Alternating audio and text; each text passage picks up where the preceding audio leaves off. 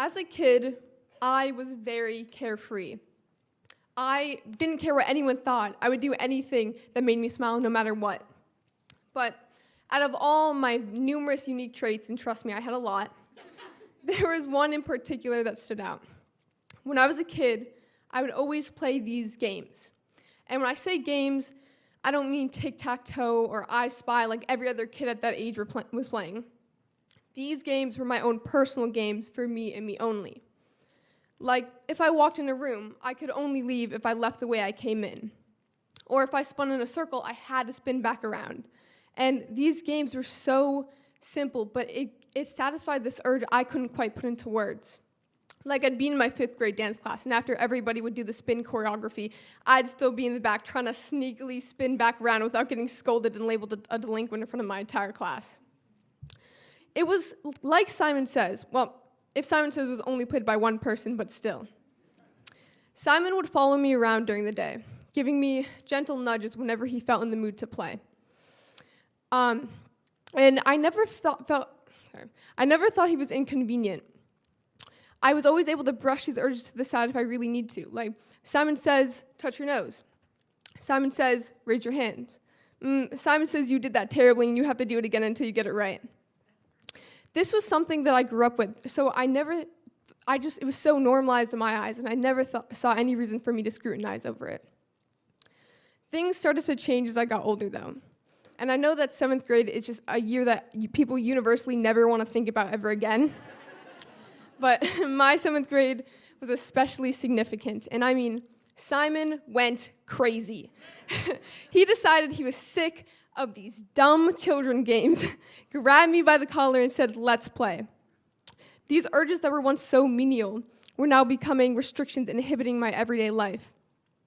My once perfect transcript in attendance was completely and utterly shattered, barely being able to get out my door without some new rule being added. Out of the 180-day school year, 52 times, I chose Simon over my own education. I knew that the words Simon was spewing at me were empty threats and nonsense, but that didn't take away from the fear and the fact that I had to listen to him. And in the end, it even got to a point where I wouldn't leave my room because I didn't want to play the game anymore. Obviously, my parents started taking notice that their once very peppy and honestly overly energetic child was now quite the opposite and decided it was time to get me professionally evaluated. I was brought to this building across town, and I walked into this waiting room. The walls were white, and the ceiling was white, and the chairs were white, and the carpet was definitely white at some point. Honestly, I don't want to know what happened to it. And in my head, I immediately started comparing it to what I thought isolation rooms looked like in mental hospitals. And despite it all, this is when the real panic started to set in. Why would my parents bring me here? Do they think I'm crazy? And maybe I actually am, because honestly, I don't have any other explanation. And while I was sitting in that chair, I just wanted to go home. I didn't want answers, I didn't want to know, and I didn't want to be sick. And when I was finally called into that room, I was like 90% sure I was about to be shoved into a straitjacket, but instead, I was greeted with this lady who started asking me questions, you don't normally ask someone within the first 8 minutes of meeting them, like, hi, how are you? Do you ever have thoughts of inflicting bodily harm to yourself or others? Like, let's just slow down for a second. And after waves and waves of uncomfortable questions that I'd rather not get into, and 30 minutes of waiting, I was called back into the room, sits down, she looks me in my eyes, and she says, you have obsessive compulsive disorder, also known as OCD. Girl, my room is the messiest thing I've ever seen. I have papers everywhere, I have clothes everywhere. I don't even know where my homework is tonight. You're either a fraud or you pass with low C's. Because I'm the most disorganized person I know. The next 20 minutes were then getting spent that OCDs actually consist of 2 components. There's intrusive thoughts, and then compulsions which follow, which is anything to make that thought or feeling go away. When my initial stubbornness wore off, there was a sense of relief through me. If this was something identifiable, then this meant that there had to be others out there, and this meant that I could be fixed. But that small sense of relief was very short-lived and very broken by none other than the internet. Once I started going on every website and sketchy forum that I could find, looking up symptoms, and throughout all that, I could not find ones that exactly pinpointed what I experienced. So at this point, I was like, okay, this has to be some bullshit, because how am I not even normal within this category of not being normal? And I carried that thought and a whole bundle of shame with me everywhere I went. I didn't want to tell anyone or get the help that I needed because I just wanted to pretend it didn't exist. But in the end, I only succeeded in shutting out my friends, and my grades were slipping. A few months after my official diagnosis, I was walking to school with a group of my friends and this girl who was new to my school.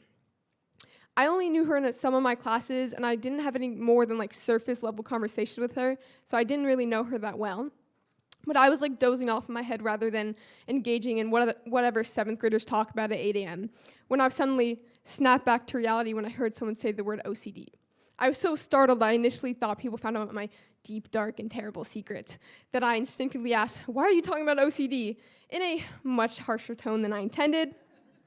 But before any of the girls had time to figure out whether or not I was being offensive, the new girl stepped in and she told me that she had exposure therapy later for her OCD. That was a big moment for me. The rest of that day consisted of a lot of self-control, trying to contain myself from running up and shaking her and being, me too, I have that too. But instead I had to wait very patiently throughout my day, which I'm not patient, okay? You have to understand that. And when the final bell rang and school was over, I was able to pull her to the side and have her be the first person I ever willingly told about my diagnosis.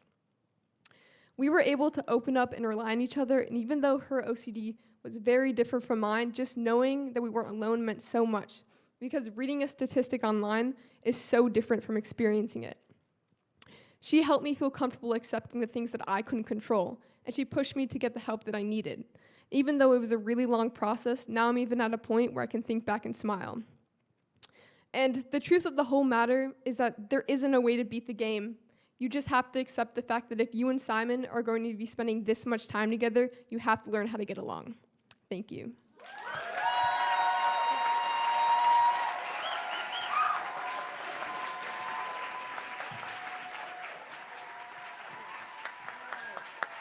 Keep it going for Esther, everybody. Esther!